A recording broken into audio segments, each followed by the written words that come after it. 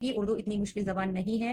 کافی students ایسے ہیں جو اردو کو بہت مشکل سمجھتے ہیں، لیکن اردو بالکل بھی مشکل نہیں ہے، ایسا بالکل نہیں ہے. اردو بہت سمپل اور بہت سادی زبان ہے، بہت آسانی سے سمجھ آ جاتی ہے، کچھ بھی اس میں مشکل نہیں ہوتا ہے، صرف سمجھنے کی بات ہے، تھوڑا سا وقت لگے گا لیکن بہت جلدی سمجھ میں آنے لگتا ہے.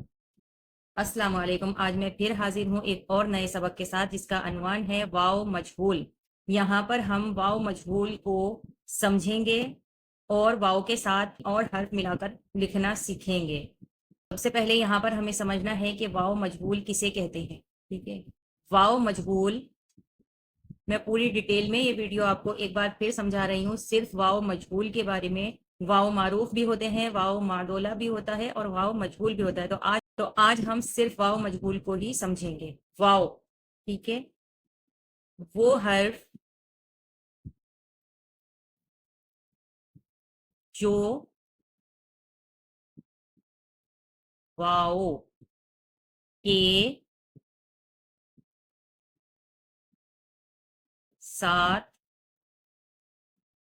واو کے ساتھ زبر زے بے رے زبر ملا کر پڑھا جائے.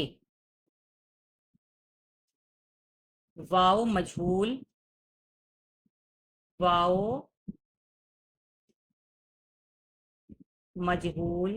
کہلاتا ہے.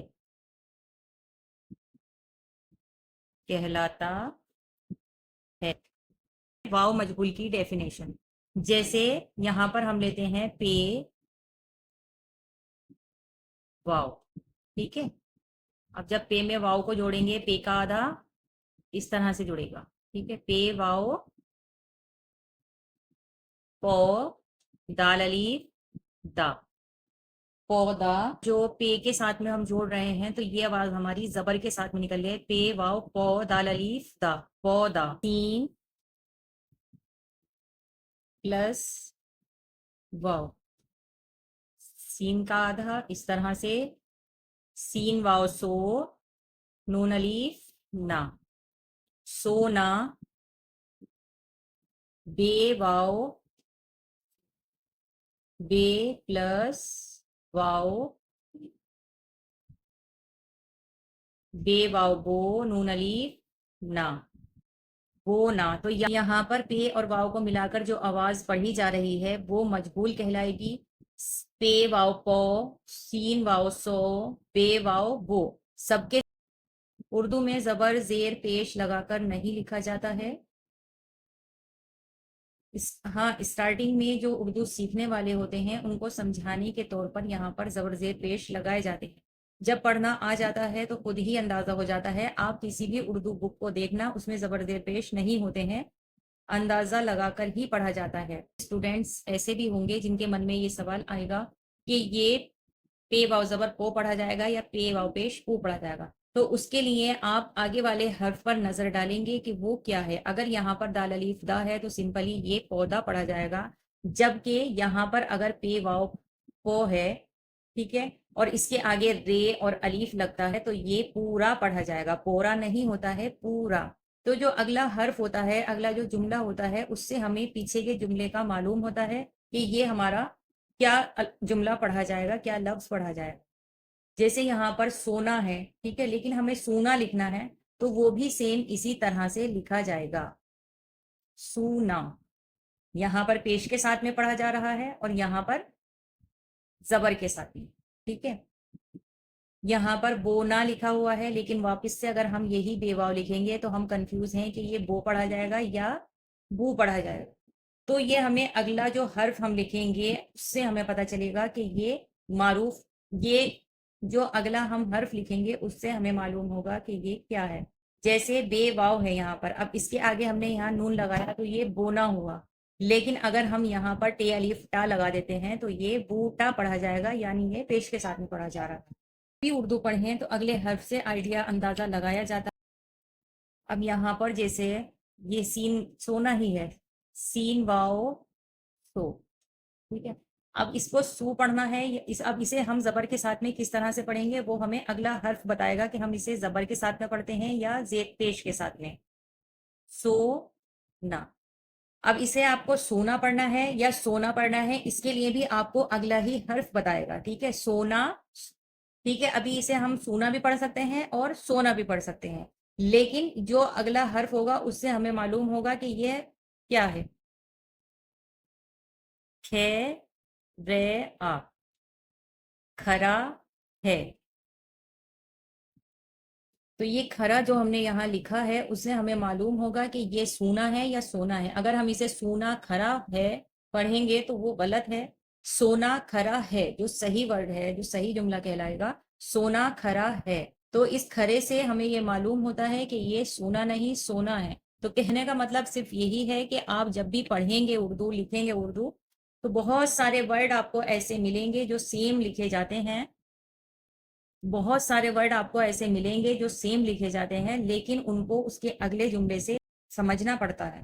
لیکن اب ایک ورڈ ہوتا ہے لام واو لو تے الف تا. ٹھیک ہے، لوٹا.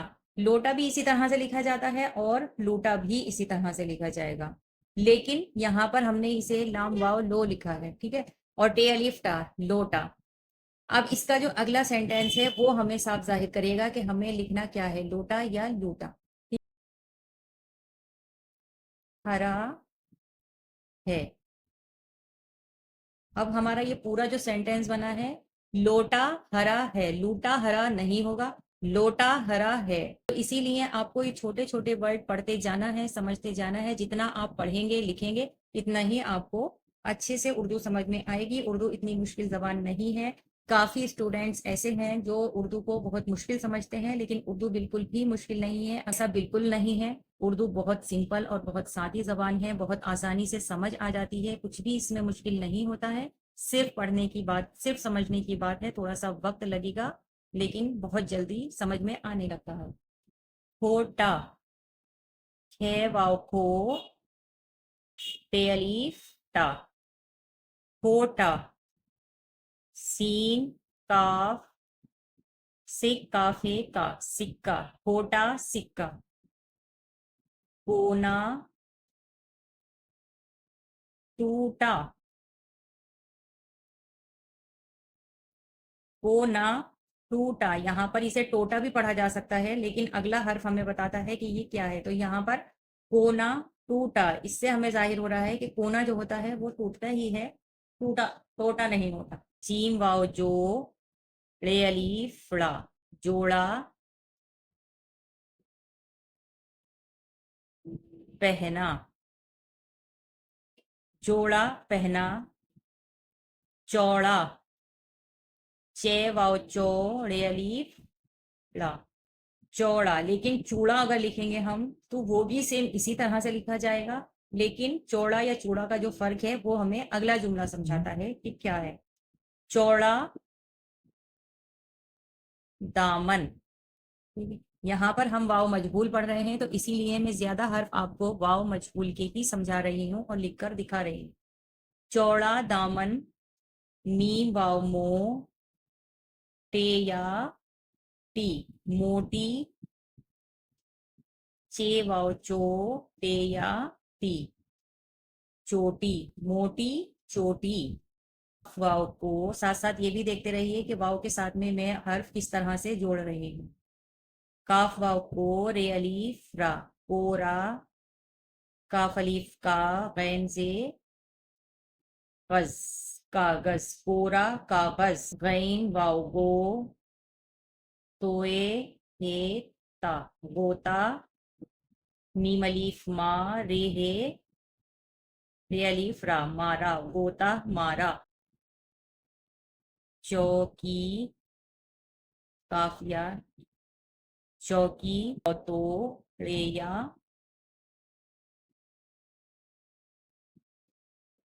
ڑے یا ڑی، چوکی توڑی.